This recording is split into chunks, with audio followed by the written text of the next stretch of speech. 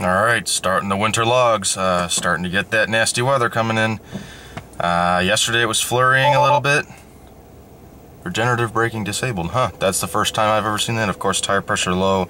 That's getting fixed in a couple minutes here. I'm going to take care of that. I didn't actually preheat the car or anything like that. What I did was I just got in maybe 4 minutes ago. I started the heat up, heated seats and everything like that, so the pack is severely cold soaked.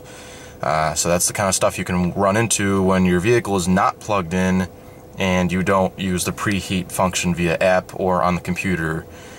So we're gonna keep logging some data as far as that. I tell you what though, it is a little freaky driving without the regen because I don't even have cruise or anything on. I'm just coasting, and it was coasting pretty good. Using the vehicle with just the brakes to slow down doesn't take a lot of effort. Those who say, well, it takes a considerable amount of force to stop the vehicle with no regen has never driven a fully loaded 4x4 F-150. But overall, whew,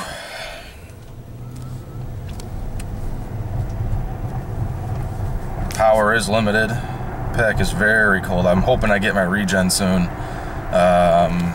Yes, I know my tire PSI is low. I'm going to take care of it right now.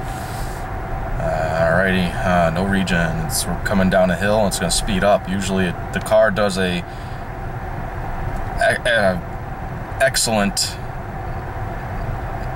way of controlling the cruise control speed, so when you're going downhill it knows to use some regen without touching the brakes, of course, and it will hold that speed going downhill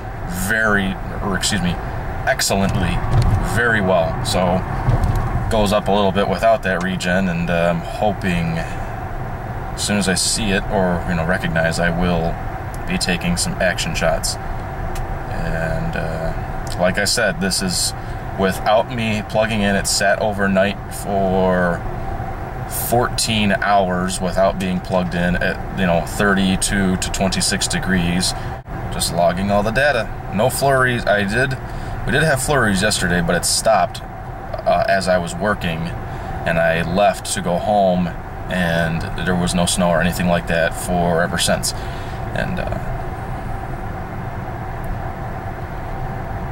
alright, let's continue driving. I'm going to hit the highways and set cruising speeds and go from there. Regen, like maybe 30 seconds after that video, started to come back, and the warning went away. And I have to slow down because the car is turning as slow as possible. You know what? Passing them because they're a bunch of slow pokes. People suck, man. But anyway, the regen started to come back and the warning went away maybe 30 seconds or so after the video. And it's going to slowly build up and slowly allow me to use it. And from there, we will have regen. And makes me happy, because driving without the regen kind of sucks. Okay. Alright, we're maybe about 10 minutes in the whole entire thing, or 10 to 12 minutes. Of course, regen was slowly making its way back, and that slotted line, or dashed line, was going down and down and down. So it was actually at the halfway point at 0. And neither regen but it was slowly making its way down to allow me to use more and more regen. As it gets warmer, that's what it does. And the power output has increased since we've started. And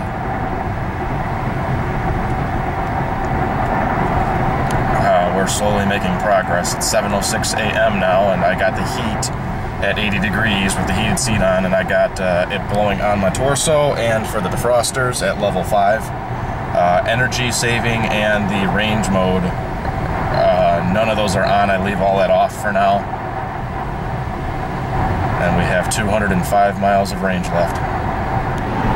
Alright, so when we talk about all this different data for cold weather, a lot of people worry, like, well, it takes so long for an electric car to warm up. Well, not really. It actually warms up a hell of a lot quicker than an internal combustion engine car. I've driven a wide variety of gas and diesel powered vehicles. I am a semi-truck driver, and I also have, again, experience with quite a lot of vehicles, gas or diesel, hybrid, plug-in hybrid, electric, etc.